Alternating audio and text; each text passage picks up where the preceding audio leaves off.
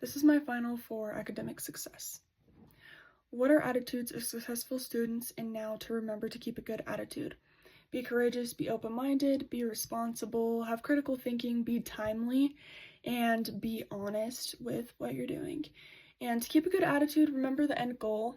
You might no longer be really motivated, but if you remember the end goal, your motivation will be there because you can think, what are you going to do if you don't finish out college?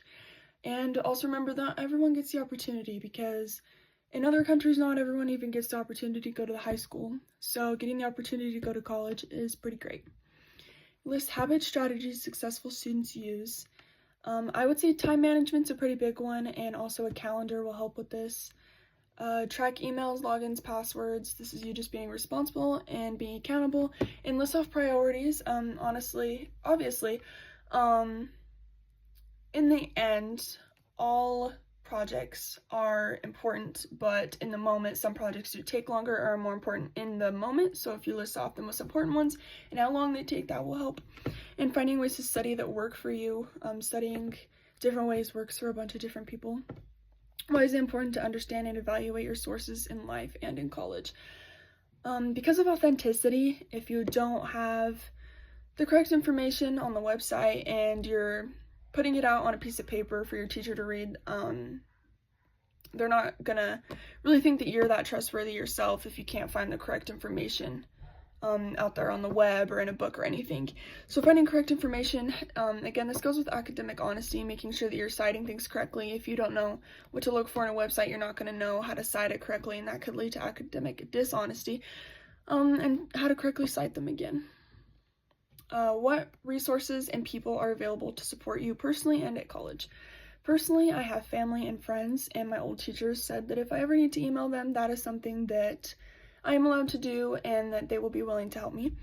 And at my college, there are, I think, 4 different set tutors currently. They have their emails, hours, and days that they're willing to tutor in the areas specifically that they will tutor in. And there's also counselors. This goes for like mental health counselors and academic counselors.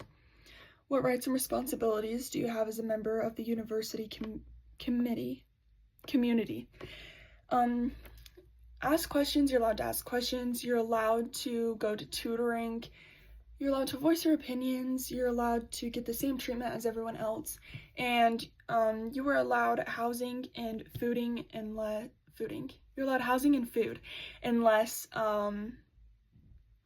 again, something comes up where you maybe break the rules or are dishonest.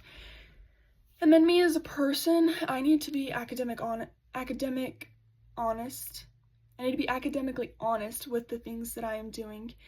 I need to provide a safe environment for myself and for others on campus and in class. I need to also provide a clean environment, not be disrespectful to the things around me that are being provided. Opportunities and resources there are to have fun, connect with other students, and become more invested in the university. So on the university, there are a list of things that I can go to, like per se, like fireworks on the 4th of July, like maybe they'll have something fun on that. So that's something I could do.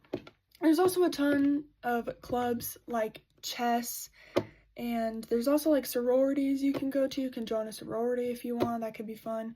And if you get good grades, you can go into the honors club, so that's kind of like a reward for becoming like a good student. And then you can also become a tutor if you would like to do that.